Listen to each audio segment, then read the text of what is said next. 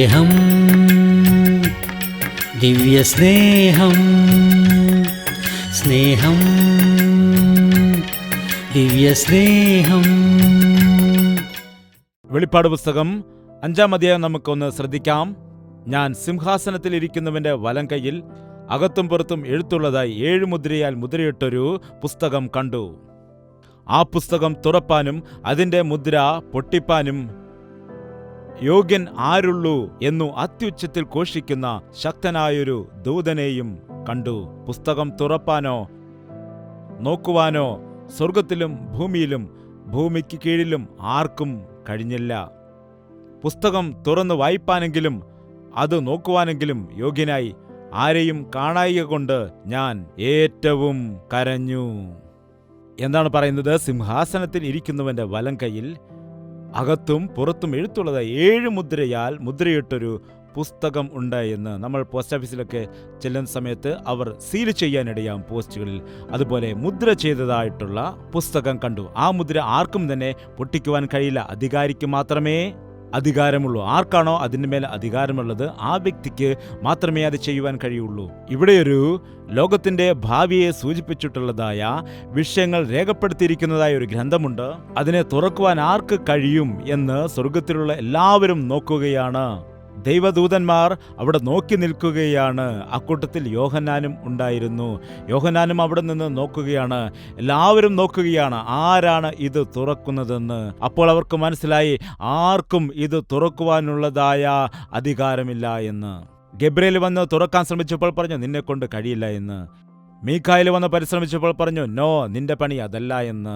ബാക്കിയുള്ള ദൈവത്തിന്റെ ദൂതന്മാരാകട്ടെ, അന്നുള്ളതായ 24 മൂപ്പന്മാരാകട്ടെ, ആർക്കും തന്നെ അതിന് യോഗ്യത ഉണ്ടായിരുന്നില്ല. ആരും തുറക്കാതിരിക്കുകയാണെങ്കിൽ ഈ ലോകത്തിന്റെ ഭാവി എന്തായിത്തീരും? ഇവിടുത്തെ ജനത്തിന്റെ ഭാവി എന്തായിത്തീരും? ആത്മാക്കളുടെ ഭാവി എന്തായിത്തീരും? What next? ഈ ലോകത്തിന്റെ അവസ്ഥ എന്തായി തീരും എന്ന ചോദ്യം വന്നു. പഞ്ചഭൂതങ്ങളെല്ലാം ഒഴിഞ്ഞു പോയതിനു ശേഷം നാം ബാക്കിയുള്ള ജനത്തിന്റെ കാര്യം, കർത്താവിൽ ആശ്രയിക്കുന്നവരുടെ കാര്യം എന്തായിത്തീരും? സൃഷ്ടിയുടെ അവസ്ഥ എന്തായിത്തീരും എന്നുള്ള വിഷയങ്ങൾ രേഖപ്പെടുത്തിയിരിക്കുന്നതായ പുസ്തകം തുറക്കുവാനുള്ളതായ യോഗ്യത ആർക്കും ഇല്ലാതെയിരുന്നതായ സമയത്ത് അത് കണ്ടതായ യോഹന്നാൻ ഉറക്കെ കരയുവാനിടയായി. ആരും ഇല്ലേ?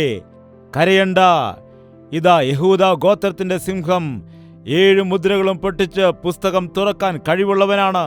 ഇതാ യേശു ക്രിസ്തു. ആരാണ് യഹൂദ ഗോത്രത്തിന്റെ സിംഹം? ഇതാ യേശു കർത്താവ്. നിങ്ങളുടെ രോഗത്തിൽ നിന്ന് നിങ്ങളെ വിടുവിക്കുന്നതിന് വേണ്ടി, നിങ്ങളുടെ പാപത്തിൽ നിന്ന് നിങ്ങളെ വിടുവിക്കുന്നതിന് വേണ്ടി, നിങ്ങളുടെ ദുഃഖങ്ങളെല്ലാം തീർക്കുന്നതിനായിട്ട്, നിങ്ങളുടെ പ്രശ്നങ്ങളെല്ലാം മാറ്റുന്നതിന് വേണ്ടി, നിങ്ങളുടെ ഭാവിയെ നന്നാക്കിയെടുക്കുവാൻ ജയാളിയായ യേശു ക്രിസ്തു ഉണ്ട് എന്ന് കേട്ടപ്പോൾ യോഹന്നാൻ കണ്ണുകൾ ഉയർത്തി നോക്കി. ആര് കാണപ്പെട്ടുവെന്ന് നോക്കുക. 6-ാം വാക്യം, ഞാൻ സിംഹാസനത്തിന്റെയും 4 ജീവികളുടെയും നടുവിലും മൂപ്പന്മാരുടെ മധ്യത്തിലും ഒരു കുഞ്ഞാട് അറുക്കപ്പെട്ടതുപോലെ നിൽക്കുന്നത് കണ്ടു. ആരെയാണ് അവിടെ കാണപ്പെടുവാനിടയായത്? അറുക്കപ്പെട്ടതായ ഒരു കുഞ്ഞാടിനെ അവിടെ കണ്ടു. സ്വർഗത്തിൽ നാം ചെല്ലുമ്പോൾ ആരെയും നമുക്കവിടെ അറിയാൻ കഴിയത്തില്ല. ഒരാളെ മാത്രമേ അറിയാൻ കഴിയൂ. ആരാണ്? എൻ്റെ യേശു ക്രിസ്തു. നിങ്ങൾക്കറിയില്ലേ? എങ്ങനെയാണ് അവനെ അറിയുന്നത്? അറുക്കപ്പെട്ടതായ ഒരു കുഞ്ഞാട് പോലെ. മാംസം വിൽക്കുന്ന ഇടത്ത് ആടിനെ കൊന്നിട്ട് അതിൻ്റെ മാംസം കെട്ടിത്തൂക്കിയിട്ടിരിക്കുന്നത് കണ്ടിട്ടില്ലേ? ഇല്ലേ?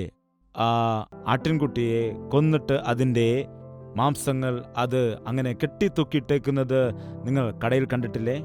യേശുക്രിസ്തു എനിക്ക് വേണ്ടിയും നിനക്ക് വേണ്ടിയും അങ്ങനെ ക്രൂശിൽ യാഗമായി തീർന്നു. അവൻ അറുക്കുവാൻ കൊണ്ടുപോകുന്ന ഒരു കുഞ്ഞാടിനെ പോലെ മൗനമായിരിക്കുവാൻ ഇടയായി. ലോകത്തിന്റെ പാപം ചുമക്കുന്ന ദൈവത്തിന്റെ കുഞ്ഞാടായിട്ട് ഈ ലോകത്തിലേക്ക് വന്നിട്ട് നമ്മുടെ സകലരുടെയും പാപം ചുമന്നുകൊണ്ടു പോകുവാനിടയായി.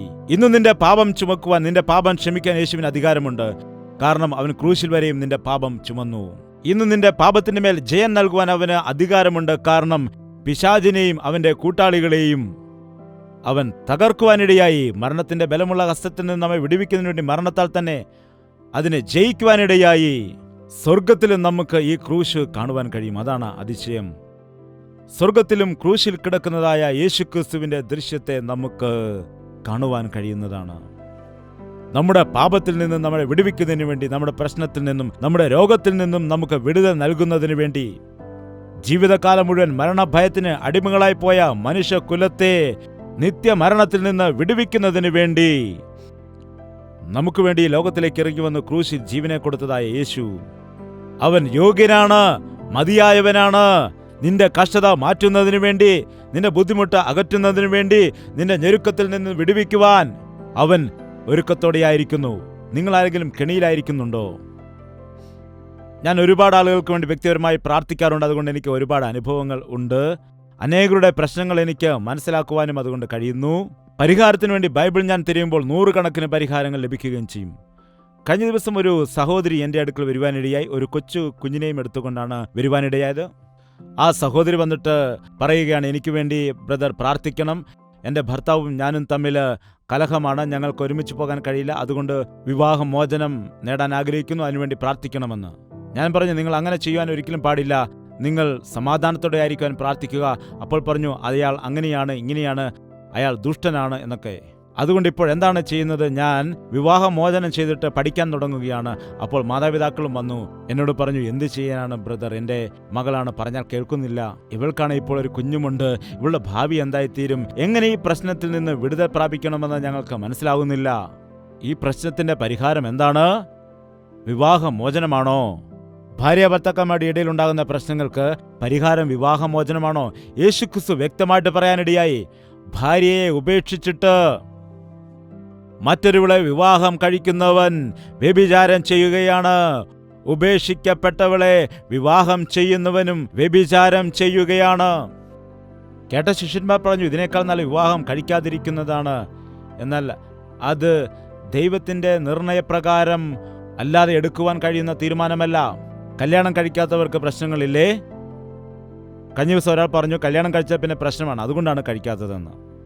കല്യാണം കഴിക്കാതിരിക്കാമെന്ന് വെച്ചാലോ അതും വലിയ പ്രശ്നമാണ്. എന്താണ്, എന്നെ കെട്ടു എന്ന് പറഞ്ഞ പല പെണ്ണുങ്ങളും പുറകെ നടക്കുകയാണ്.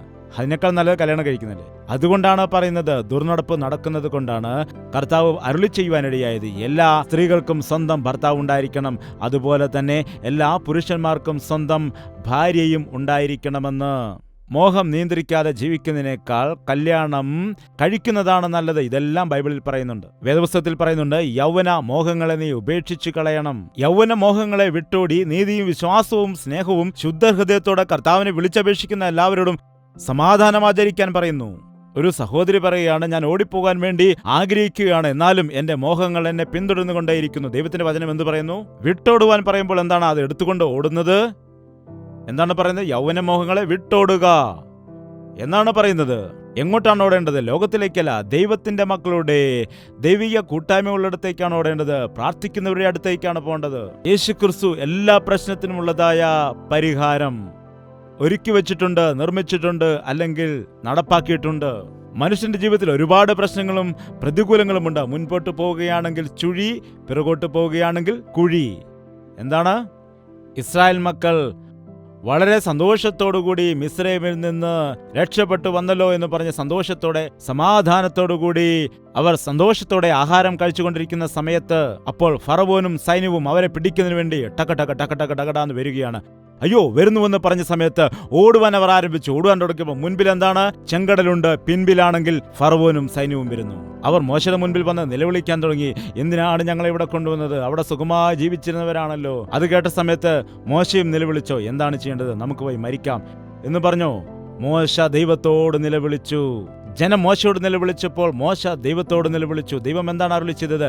നിന്റെ കയ്യിലുള്ള വടി നീ ഉയർത്തുക. അങ്ങനെ ഉയർത്തിയ സമയത്ത് 2 ഭാഗമായിട്ട് ചെങ്കടൽ മാറാനിടയായി. അങ്ങനെ ഉണങ്ങിയ നിലത്തൂടെ ഇസ്രായേൽ മക്കൾ നടന്നു. നിന്റെ ജീവിതത്തിലും ചില പ്രതികൂലങ്ങൾ ഉണ്ടാകാറുണ്ട്. പിന്നാലെ ശത്രു വരുന്നുണ്ടാവാം. ഒന്നും ചെയ്യാൻ പറ്റാത്ത അവസ്ഥയായിരിക്കാം. അപ്പോൾ കരഞ്ഞുകൊണ്ടിരിക്കുകയാണെങ്കിൽ ഒരു പ്രയോജനവുമില്ല. നീ അപ്പോൾ നിലവിളിക്കേണ്ടത് ദൈവത്തിന്റെ സന്നിധിയിലാണ്. അവനോട് നിന്റെ അവസ്ഥകളെ പറയുക. നിന്റെ പ്രതിസന്ധിയിൽ നിന്ന് വിടുവിക്കുവാൻ മതിയായ ദൈവമാകുന്നു നമ്മുടെ ദൈവം. നീ ഭയപ്പെടേണ്ട കാര്യമില്ല. ഷോർട്ട് കട്ടുകൾ നോക്കേണ്ട കാര്യമില്ല. താൽക്കാലികമായ പരിഹാരം നൽകുന്നവനല്ല നമ്മുടെ കർത്താവ്. നിത്യമായ സ്നേഹത്താൽ നിന്നെ സ്നേഹിക്കുന്നവനായ കർത്താവ് പൂർണ്ണമായ വിടുതൽ നിനക്ക് നൽകുന്നതിന് വേണ്ടി മതിയായ കർത്താവാണ്. പ്രതികൂലങ്ങളില്ലേ? പ്രശ്നങ്ങൾ ഇല്ലേ? കഷ്ടത ഇല്ലേ? ദുഃഖങ്ങളില്ലേ? കുഞ്ഞുങ്ങളുള്ളവർക്ക് ചെലവിന് കൊടുക്കാൻ വരുമാനമില്ല, വരുമാനവും പണവുമുള്ളവർക്ക് കുഞ്ഞുങ്ങളില്ല. എന്താണ്? മക്കളുള്ള ആളുകൾക്ക് അവരുടെ സ്കൂൾ ഫീസ് കൊടുക്കുന്നതിന് വേണ്ടി പണമില്ല. അടുത്ത മാസം ഫീസ് എങ്ങനെ കൊടുക്കുമെന്നാണ് പറയുന്നത്. LKG സ്റ്റുഡൻസിന് പോലും വലിയ ഫീസുകളാണ്. എത്ര ഫീസാണ്? LKG ക്ലാസ്സിൽ സ്റ്റുഡൻസിന് അഡ്മിഷൻ എടുക്കാൻ വേണ്ടി ലൈനിൽ നിൽക്കണം. ഇപ്പോൾ എൻ്റെ പിതാവ് എനിക്ക് മെഡിക്കൽ കോളേജ് അഡ്മിഷൻ എടുക്കുന്നതിന് വേണ്ടി പരിശ്രമിച്ചതായ സമയത്ത് 10,000 രൂപ ഡൊണേഷൻ കൊടുത്താൽ കിട്ടുമെന്ന് പറഞ്ഞ് എൻ്റെ പിതാവ് പരിശ്രമിച്ചു. അപ്പോൾ തന്നെ ഞാൻ മാനസാന്തരപ്പെടുവാനും ഇടയായി. ഡോക്ടറിന്റെ സീറ്റിന് വേണ്ടി 10,000 രൂപയാണ് കൊടുക്കേണ്ടത്. 30,000 40,000 നമ്മുടെ LKG സ്റ്റുഡൻസിന് കൊടുക്കേണ്ടത്. മക്കളെ നന്നായിട്ട് പഠിപ്പിക്കണമെന്ന് എല്ലാവർക്കും ആഗ്രഹമുണ്ട്. അതും നിങ്ങളുടെ ജീവിതത്തിലൊരു പ്രശ്നമല്ലേ? എന്താണ്? ഒരുപാട് പണമുള്ള ആളുകൾക്കാണെങ്കിൽ വയർ നിറച്ച് ഒരു ഗ്രാമത്തിൽ സുവിശേഷ വേല ചെയ്തതായ സമയത്ത് അവിടെ ആ നാട്ടിലെ പ്രസിഡന്റാണ്, ഒന്നും വിചാരിക്കരുത്, ഞങ്ങളുടെ വീട്ടിൽ ദയവ് ചെയ്ത് വന്നിട്ട് പോകണമെന്ന് പറഞ്ഞതനുസരിച്ച് അവരുടെ വീട്ടിലേക്ക് പോകുവാനിടയായി. അതിൻ്റെ ഗേറ്റ് കടന്നിട്ട് അകത്തേക്ക് കുറേ ദൂരം നടന്നു പോകണം. നടന്നു പോകുന്ന സമയത്ത് വലിയൊരു ബംഗ്ലാവ് മനോഹരമായി പണിതിരിക്കുന്നു. 100 കണക്കിന് ഏക്കർ വസ്തുവകകളുണ്ട്. അവർ വീട്ടിൽ ചെന്നപ്പോൾ ആ സഹോദരി വെളിയിലേക്ക് വന്നിട്ട് പറയാനിടയായി, ദേവദാസൻ, ഞങ്ങൾക്കെല്ലാം ഉണ്ട്, എന്നാൽ ഞങ്ങൾക്കൊരു ഉദരഫലമില്ല, ഇതെല്ലാം അനുഭവിക്കുവാനൊരു സന്തതിയില്ല. അതുകൊണ്ട് കർത്താവിനോട് ഒരു കുഞ്ഞ് ജനിക്കുന്നതിന് വേണ്ടി പ്രാർത്ഥിക്കുക എന്ന് പറഞ്ഞു. എന്താണത്? പ്രശ്നമല്ലേ? ഈ പ്രശ്നങ്ങൾക്കെല്ലാം പരിഹാരം ആരാണ്? യേശുക്രിസ്തു. ആ ശൂന്യംകാരത്തി വളരെ ഉത്തമയായിരുന്നു, എന്നാൽ അവൾക്ക് മക്കളില്ലായിരുന്നു. എന്നാൽ എലീശ അവൾക്ക് വേണ്ടി പ്രാർത്ഥിച്ചപ്പോൾ ദൈവം അവൾക്കൊരു പൈതലിനെ കൊടുത്തു. ഇന്ന് അനേകം ആളുകളുടെ പരാതി ഇതാണ്, പ്രാർത്ഥന വിഷയം ഇതാണ്, ഉദരഫലമില്ല. ആന്ധ്രയിൽ ചെല്ലുകയാണെങ്കിൽ പ്രാർത്ഥിക്കുന്നവരുടെ പ്രധാനപ്പെട്ട വിഷയം എന്താണെന്ന് ചോദിച്ചാൽ, കല്യാണം കഴിഞ്ഞിട്ട് 5 വർഷമായിരിക്കുന്നു, 6 വർഷമായിരിക്കുന്നു, 10 വർഷമായിരിക്കുന്നു, 13 മക്കൾ ഉണ്ടായിട്ടില്ല. പ്രാർത്ഥിക്കുക ദൈവദാസ. എനിക്കുള്ള വിശ്വാസം എന്താണെന്ന് വെച്ചാൽ 13 വർഷമായിട്ട് കുഞ്ഞുങ്ങളില്ലാതിരിക്കുന്നവർക്ക് വേണ്ടി പ്രാർത്ഥിച്ചാൽ കുഞ്ഞുങ്ങൾ ജനിക്കാനിടയാകും. അങ്ങനെയുള്ള ഒരുപാട് സാക്ഷ്യങ്ങൾ എൻ്റെ ജീവിതത്തിൽ ഞാൻ അനുഭവിച്ചിട്ടുണ്ട്. മദ്രാസിലായിരുന്ന സമയത്ത് 12 വർഷം കഴിഞ്ഞ ആളുകൾ, 13 വർഷം വിവാഹം കഴിഞ്ഞിട്ടുള്ള ആളുകൾക്ക് കുഞ്ഞുങ്ങളുണ്ടായ ചരിത്രമുണ്ട്. വെറുതെ എന്ന് കരഞ്ഞുകൊണ്ട് പ്രയോജനമില്ല. മന്ത്രങ്ങളും മരുന്നും ചെയ്തുകൊണ്ട്, ദൃഷ്ടിയാണ്, കഷ്ടകാലമാണ് എന്നൊക്കെ പറഞ്ഞുകൊണ്ട് ജീവിതം വൃഥാവാക്കി കളയരുത്. മക്കൾ യഹോവ നൽകുന്ന അവകാശം, ഉദരഫലം അവൻ്റെ പ്രതിഫലം ആകുന്നു. ഞാൻ എപ്പോഴും പറയാറുണ്ട്, നിങ്ങൾ ഭാര്യയും ഭർത്താവും, നിങ്ങൾ രണ്ടുപേരും ഒരുമിച്ച് കർത്താവിനോട് എല്ലാ ദിവസവും, കർത്താവെ ഞങ്ങൾക്ക് മക്കളെ നൽകണമെന്ന് പ്രാർത്ഥിക്കുക. കർത്താവ് അത്ഭുതം ചെയ്യും. നമ്മുടെ ഭാരതത്തിൽ മക്കളുണ്ടാകുന്നില്ല എന്ന് പറഞ്ഞ് ഭാര്യയെ ഉപേക്ഷിച്ചിട്ട് വിവാഹം കഴിച്ചവർ എത്ര പേരുണ്ട്? മക്കളില്ല എന്ന് പറഞ്ഞ് ഭാര്യയെ നിന്ദിക്കുന്ന എത്രയോ വ്യക്തികളുണ്ട്. നിങ്ങൾക്കറിയാമോ അബ്രഹാമിന്റെ മകനായിരിക്കുന്ന ഇസ്ഹാക്കിനെ കുറിച്ച്? ഇസ്ഹാക്കിന്റെ ഭാര്യയായ റിബേക്കയ്ക്ക് മക്കളില്ലായിരുന്നു, മച്ചിയായ സ്ത്രീയായിരുന്നു. അപ്പോൾ ഇസ്ഹാക്ക് വേറെ വിവാഹം ചെയ്തോ? എന്താണ് ചെയ്തത്? ഇസ്ഹാക്ക് റിബേക്കയ്ക്ക് വേണ്ടി ദൈവത്തോട് പ്രാർത്ഥിച്ചപ്പോൾ ദൈവം അവൾക്കൊരു പൈതലിനെ കൊടുത്തു. അതുകൊണ്ട് ഭർത്താവ് ഭാര്യയ്ക്ക് വേണ്ടി പ്രാർത്ഥിക്കണം. ഭാര്യയും ഭർത്താവും ഒരുമിച്ച് ദൈവത്തിന്റെ സന്നിധിയിൽ പ്രാർത്ഥിക്കേണ്ടതാണ്. നിന്റെ പ്രശ്നത്തിന് പരിഹാരം ബൈബിളിലുണ്ട്. ബൈബിളിലുള്ള കഥകൾ കെട്ടുകഥകളല്ല, അന്നത്തെ ജീവിത ചരിത്രങ്ങളാണ്. ഇന്നുള്ള നിന്റെ ജീവിതത്തിന് അടിസ്ഥാനമായിട്ട് ദൈവം വിശ്വാസത്തിനു വേണ്ടി അത് വിവരിച്ചു തന്നിരിക്കുകയാണ്. അതുകൊണ്ടാണ് ക്രിസ്ത്യാനികളോട് എപ്പോഴും പറയുന്നത്, നിങ്ങൾ ദയവായിട്ട് ബൈബിൾ വായിക്കണമെന്ന്. ബൈബിൾ വായിക്കുക.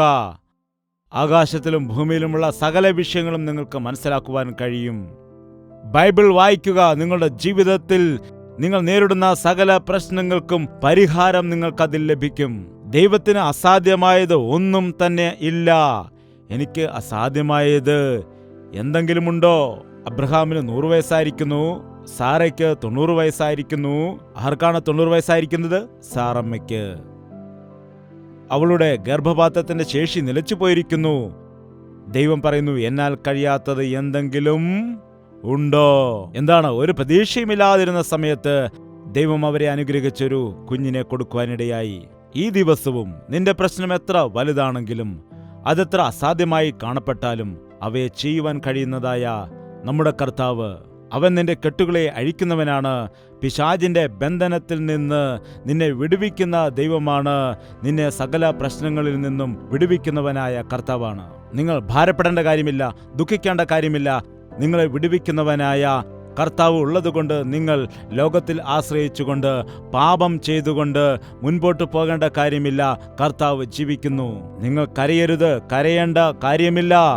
ഇതാ യേശുക്രിസ്തു നിങ്ങൾക്ക് വേണ്ടി ഇവിടെയുണ്ട്. സുവിശേഷത്തിന്റെ സത്യം എന്താണെന്ന് വെച്ചാൽ, ബന്ധിക്കപ്പെട്ടവരെ വിടുവിക്കുന്നതിന് വേണ്ടി, വീണുകിടക്കുന്നവരെ എഴുന്നേൽപ്പിക്കുന്നതിന് വേണ്ടി ഈ ലോകത്തിലേക്ക് ഞാൻ വന്നുവെന്ന് കർത്താവ് പറഞ്ഞു.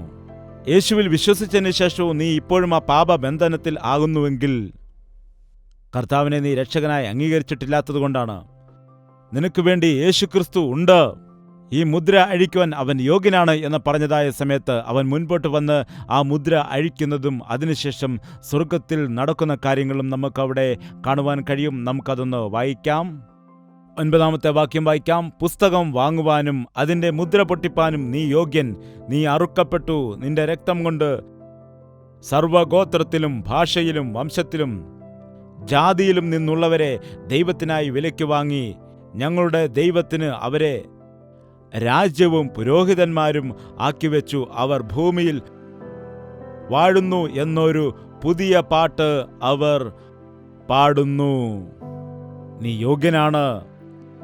നീ അറുക്കപ്പെട്ട് നിന്റെ രക്തം കൊണ്ട്, നീ അറുക്കപ്പെട്ടു നിന്റെ രക്തം കൊണ്ട് സർവഗോത്രത്തിലും ഭാഷയിലും വംശത്തിലും ജാതിയിലും നിന്നുള്ളവരെ ദൈവത്തിനായി വിലയ്ക്ക് വാങ്ങി. നിങ്ങൾക്കറിയാമോ, നമ്മൾ രക്ഷിക്കപ്പെട്ടതിന് ശേഷം നാം മനസ്സിലാക്കണം, നാം നമ്മുടെ സ്വന്തമല്ല. നാം യേശുവിന്റെ രക്തത്താൽ വില കൊടുത്ത് വാങ്ങിക്കപ്പെട്ട ആളുകളാണ്. ഞങ്ങളുടെ സഭയിൽ ഒരു ദിവസം ഒരു 10-25 ആളുകൾ ഹിന്ദി സംസാരിക്കുന്നവർ വരാനിടയായി. മധ്യപ്രദേശ് ആത്താഹും എന്നൊക്കെ പറഞ്ഞ സമയത്ത് മനസ്സിലായി, എങ്കിലും തിരിച്ച് സംസാരിക്കുവാൻ എനിക്ക് ഭാഷ വശമില്ലായിരുന്നു. അവർ 10-25 ആളുകളുണ്ടായിരുന്നു, സ്ത്രീകളും കുട്ടികളും പുരുഷന്മാരുമായിട്ട്. അവർ മധ്യപ്രദേശിലുള്ള ഒരു ഗ്രാമത്തിൽ നിന്ന് കടന്നു വന്നവരാണ്. അവർ പറഞ്ഞു, ടി വിയിൽ കൂടിയാണ് അങ്ങനെ ഞങ്ങൾ കണ്ടിട്ടുള്ളത്, എന്നാൽ ഇപ്പോൾ നേരിട്ട് കാണാൻ സാധിച്ചത് വളരെ സന്തോഷം. അത് കേട്ടപ്പോൾ എനിക്കും ഒരുപാട് സന്തോഷമുണ്ടായി. അവർ ശുഭ സന്ദേശ് എന്ന TV ചാനലിൽ കൂടി അവർ കൽവറി ദർശൻ എന്ന പ്രോഗ്രാം കാണുന്ന വ്യക്തികളാണ്. ഹിന്ദി പ്രോഗ്രാമുകൾ നമ്മൾ സംപ്രേഷണം ചെയ്യുന്നുണ്ട്. അവർ 1.5 വർഷമായിട്ട് തുടർച്ചയായിട്ട് ആ TV പ്രോഗ്രാമുകൾ കാണുന്നവരാണ്. അവരെല്ലാവരും അത് കേട്ട് രക്ഷിക്കപ്പെടുവാനിടയായി. അവിടെ ഒരു സഭയായിട്ട് അവർ കൂടി വരുന്നു. അവരെല്ലാവരും ഒരുമിച്ച് മധ്യപ്രദേശത്ത് നിന്ന് ഇത്രയും ദൂരം ചെന്നൈക്ക് യാത്ര ചെയ്ത് വന്നിരിക്കുകയാണ്. അവർ സാക്ഷ്യം പറഞ്ഞു കേട്ടപ്പോൾ എനിക്ക് ഒരുപാട് സന്തോഷം വന്നു. ഓരോരോ ഭാഷക്കാരെയും ഓരോരോ ദേശക്കാരെയും കർത്താവ് നേടിയതിനെ ഓർത്തുകൊണ്ട് എനിക്ക് ഒരുപാട് സന്തോഷം തോന്നി. ഞങ്ങൾക്ക് ഹിന്ദി പ്രോഗ്രാമുകൾ ചെയ്യുന്നുണ്ട് എങ്കിലും ഹിന്ദിയിൽ നിന്ന് അധികം ഫോൺ കോളുകൾ വരാത്തത് കൊണ്ട് ഹിന്ദി പ്രോഗ്രാമുകൾ നിർത്തിവെക്കുവാൻ ആഗ്രഹിച്ചതാണ്. എന്നാൽ ദൈവം അതിൻ്റെ തെളിവായിട്ടാണ് അവിടെ നിന്നും ഒരു സാക്ഷ്യമായി ഇവരെ കൊണ്ടുവന്നത്. അവർ ഒരു പാട്ട് പാടാനിടയായി. വളരെ മനോഹരമായിരുന്നു. അതിൻ്റെ രാഗവും താളവും ഒന്നുമല്ല ഞാൻ നോക്കിയത്, എന്നാൽ അവർ കണ്ണുനീരോടുകൂടി ഹൃദയത്തിൽ നിന്ന് ആത്മാവിൽ നിന്ന് പാടുകയായിരുന്നു. കണ്ണുനീരോടുകൂടി പ്രാർത്ഥിച്ച് പാടുവാനിടയായി. അത് കണ്ട സമയത്ത് എൻ്റെ കണ്ണുകൾ നിറഞ്ഞൊഴുകാനിടയായി. ആ വ്യക്തികളെ കണ്ടപ്പോൾ മനസ്സിലായി, അവിടെ കർത്താവിനെ ആരാധിക്കുന്നതിൽ ഒരുപാട് എതിർപ്പുകൾ ഉള്ളതായ സ്ഥലമാണ്. മറ്റു ദേശങ്ങളിലെ പോലെയുള്ളതായ സ്വാതന്ത്ര്യം അവർക്കവിടെ കർത്താവിനെ ആരാധിക്കുവാൻ കിട്ടുകയില്ല. അനേകർ എതിർക്കുന്നുണ്ട്. അങ്ങനെയുള്ള ദേശത്ത് നിന്ന് പോലും കർത്താവ് ആളുകളെ രക്ഷിക്കപ്പെടുന്നതിനെ ഓർത്ത് സന്തോഷിച്ചു. യേശുക്രിസ്തു എല്ലാവരുടെയും ദൈവമാണ്, സകല മനുഷ്യരുടെയും ദൈവമാണ്. എന്നാൽ ഈ ദിവസം യേശുവിന്റെ രക്തത്താൽ വിടുവിക്കപ്പെട്ടതായ ആളുകൾ യഥാർത്ഥമായി രക്ഷിക്കപ്പെട്ട് മാനസാന്തരപ്പെട്ടവരാണെങ്കിൽ, ഒരു മദ്യപാനി മാനസാന്തരപ്പെടുമ്പോൾ തീർച്ചയായും മറ്റൊരു മദ്യപാനിയുടെ അടുത്ത് ചെന്നിട്ട് ഈ മാനസാന്തരത്തെ പറ്റി പറയേണ്ടതല്ലേ? ഈ ദൈവത്തെക്കുറിച്ച്, ജീവിച്ചിരിക്കുന്നതായ ഈ ദൈവത്തെക്കുറിച്ച് സാക്ഷ്യം പറയേണ്ടതല്ലേ? ഒരു പാപി മാനസാന്തരപ്പെടുന്നതായ സമയത്ത് അവനും ചെന്നിട്ട് മറ്റുള്ള ആളുകളോട്, പാപത്തിൽ കിടക്കുന്നവരോട് പറയേണ്ടതല്ലേ? ഇന്ന് യേശുവിന്റെ രക്തം വൃഥാവാകാതിരിക്കണമെങ്കിൽ ആ രക്തത്താൽ നാം കഴുകപ്പെടുക മാത്രമല്ല, അനേകം ഭാഷകളിലുള്ളവർ, അനേക ദേശത്തുള്ള ആളുകളെയെല്ലാം അവൻ രക്തം കൊടുത്ത് വിലയ്ക്ക് വാങ്ങാനിടയായി. അവരെല്ലാവരും ഈ ജീവനുള്ള ദൈവത്തെ അറിയേണ്ടത് ആവശ്യമാണ്. സ്വർഗം എങ്ങനെയുണ്ടെന്ന് ചോദിച്ചാൽ, ഏതു ദേശക്കാരാണ്, ഏത് ഭാഷക്കാരാണ്, ഏത് മതവിഭാഗക്കാരാണ് അവിടെ ഉള്ളതെന്ന് ചോദിച്ചാൽ, സ്വർഗത്തിൽ ആരാണ് വസിക്കുന്നത്? വിവിധ രാജ്യങ്ങളിലുള്ളവർ, പാകിസ്ഥാൻകാർ, അഫ്ഗാനിസ്ഥാൻകാർ, ജപ്പാനിലുള്ളവർ. നിങ്ങൾക്കറിയാമോ സ്വർഗത്തിൽ ഏതൊക്കെ രാജ്യക്കാരുണ്ട് എന്ന്? ഒരുപാട് ജനങ്ങൾ രഹസ്യമായിട്ട് അണ്ടർഗ്രൗണ്ടിൽ ആരും അറിയാതെ കർത്താവിനെ ആരാധിക്കുന്നവരുണ്ട്. മുറികളിൽ മാത്രം ഇരുന്ന് ആരാധിക്കുന്നവരുണ്ട്. കർത്താവിന് വേണ്ടി ജീവൻ കൊടുക്കേണ്ടി വന്നാൽ മാറാത്ത ആളുകളെ കാണാം. എന്നാൽ ഇന്ന് നമ്മുടെ ഭാരതത്തിൽ നോക്കുമ്പോൾ, ആന്ധ്രാപ്രദേശിലും അതുപോലെ നമ്മുടെ തമിഴ്നാട്ടിലുമൊക്കെ നോക്കുകയാണെങ്കിൽ, യേശു കർത്താവിനെ ആരാധിക്കുന്നതിൽ ഇത്രമാത്രം സ്വാതന്ത്ര്യം നാം കാണുന്ന സമയത്ത് എന്തുകൊണ്ടാണ് ആ അവസരങ്ങൾ ഉപയോഗിക്കാതെ നാമധേയ ക്രിസ്ത്യാനികളായിട്ട് മാത്രം നാം ഒതുങ്ങിപ്പോകുന്നത്? രക്ഷിക്കപ്പെട്ടു എന്ന് ഉറപ്പില്ലാത്ത എല്ലാ വ്യക്തികളും ഒരു തീരുമാനമെടുക്കേണ്ടതുണ്ട്. യേശുവേ, ഈ ദിവസം എൻ്റെ ഹൃദയത്തിലേക്ക് വരണമേ. എൻ്റെ പ്രശ്നം ഇതാണ്, ഇതുകൊണ്ടാണ് ഞാൻ സഭയിൽ ആരാധിക്കുവാനായിട്ട് വരാത്തത്. കടഭാരമുണ്ട്, വോട്ട് ചെയ്യണം. എന്തുകൊണ്ടാണ് സഭയിൽ വരാത്തത്? എനിക്ക് മാനസികമായി വളരെ ദുഃഖമാണ്. എന്തുകൊണ്ടാണ് സഹോദരി ദൈവത്തിന്റെ ആലയത്തിൽ ആരാധിക്കാൻ വരാത്തത്? എൻ്റെ വീട്ടിലെപ്പോഴും വഴക്കാണ്, എനിക്കതുകൊണ്ട് കഴിയില്ല എന്ന് പറയുന്നവരെ കണ്ടിട്ടില്ലേ? നിന്റെ ജീവിതത്തിൽ ഏതെങ്കിലും ഒരു പ്രശ്നത്തിലോ പ്രതികൂലത്തിലോ നീ കുടുങ്ങി കിടക്കുകയാണ് ചെയ്യുന്നത്. എന്നാൽ അവയിൽ നിന്നെല്ലാം വിടുവിക്കുവാൻ കർത്താവ് ഇന്ന് ഒരുക്കത്തോടെയായിരിക്കുന്നു. നിങ്ങൾ കരയുമോ? നിങ്ങൾ കരയുമോ? ലോകപ്രകാരമുള്ള കാര്യങ്ങൾക്ക് വേണ്ടിയുള്ളതല്ല, ആഹാരത്തിന് വേണ്ടി, വസ്ത്രത്തിന് വേണ്ടി, സുഖസൗകര്യങ്ങൾക്ക് വേണ്ടി ജനം കരഞ്ഞുകൊണ്ടേയിരിക്കുകയാണ്. എന്നാൽ ലോകപ്രകാരമുള്ളതായ ദുഃഖം നമുക്ക് മരണം വരുത്തി വയ്ക്കുകയാണ്. എന്നാൽ ദൈവത്തിന്റെ ഹിതപ്രകാരമുള്ളതായ ദുഃഖം നമുക്ക് മാനസാന്തരം നൽകുന്നു. ഈ വചനം നമുക്ക് വായിക്കാം. ഞാൻ പറയട്ടെ, ആരും തന്നെ ഈ ദിവസം മാനസാന്തരപ്പെടാതെ ഇവിടെ നിന്ന് കടന്നു പോകാൻ പാടില്ല. നിങ്ങളുടെ ഹൃദയം കർത്താവിനെ ഏൽപ്പിക്കാതെ പോകരുത്. നിങ്ങളുടെ പ്രതികൂലത്തിൽ നിന്നും വിടുതൽ പ്രാപിക്കാതെ നിങ്ങൾ ഇവിടെ നിന്ന് കടന്നു പോകരുത്. ഇത് നല്ല ഒരു അവസരമാണ്. നിങ്ങളുടെ ജീവിതത്തിൽ വലിയൊരു മാറ്റം കൊണ്ടുവരുവാൻ, വലിയൊരു അത്ഭുതം ചെയ്യുന്നതിന് വേണ്ടി കർത്താവ് ആഗ്രഹിക്കുന്നു. അവൻ അതിനുവേണ്ടി മതിയായ ദൈവമാകുന്നു, മറക്കരുത്. 2 കൊരിന്ത്യർ 7:10 ദൈവഹിതപ്രകാരമുള്ള ദുഃഖം അനുതാപം വരുത്താത്ത മനസ്സാന്തരത്തെ രക്ഷയ്ക്കായി ഉളവാക്കുന്നു. ലോകത്തിന്റെ ദുഃഖമോ മരണത്തെ ഉളവാക്കുന്നു. ദൈവഹിതപ്രകാരം നിങ്ങൾക്കുണ്ടായ ഈ ദുഃഖം എത്ര ഉത്സാഹം, എത്ര പ്രതിവാദം, എത്ര നീരസം, എത്ര ഭയം, എത്ര വാഞ്ച, എത്ര എരിവു, എത്ര പ്രതികാരം നിങ്ങളിൽ ജനിപ്പിച്ചു. ഈ കാര്യത്തിൽ നിങ്ങൾ നിർമ്മലന്മാർ എന്നു എല്ലാവിധത്തിലും കാണിച്ചിരിക്കുന്നു. ലോക ദുഃഖങ്ങൾക്ക് വേണ്ടി നാം കരയുകയാണ് എങ്കിൽ അത് മരണം വരുത്തി വയ്ക്കുകയാണ് ചെയ്യുന്നത്. എന്നാൽ കർത്താവിന്റെ സന്നിധിയിൽ പശ്ചാത്താപത്തോടുകൂടി പരിശുദ്ധാത്മാവ് നമ്മെ പ്രേരിപ്പിക്കുന്ന സമയത്ത് നാം കണ്ണുനീര് ഒഴുക്കുകയാണെങ്കിൽ നമ്മുടെ ജീവിതത്തെ പ്രതികൂലത്തിൽ നിന്നും, ദുഃഖത്തിൽ നിന്നും, പ്രതിസന്ധിയിൽ നിന്നും, ഞെരുക്കത്തിൽ നിന്നും വിടുവിക്കുവാൻ മതിയായ ഒരു ദൈവം ഇത് കാണുന്നുണ്ട്. അവൻ ശ്രദ്ധിച്ച് നമ്മുടെ പ്രാർത്ഥന കേൾക്കാനിടയാകും. അവൻ നമ്മോടൊപ്പം ആയിരിക്കണമെന്ന് ആഗ്രഹിക്കുന്നു.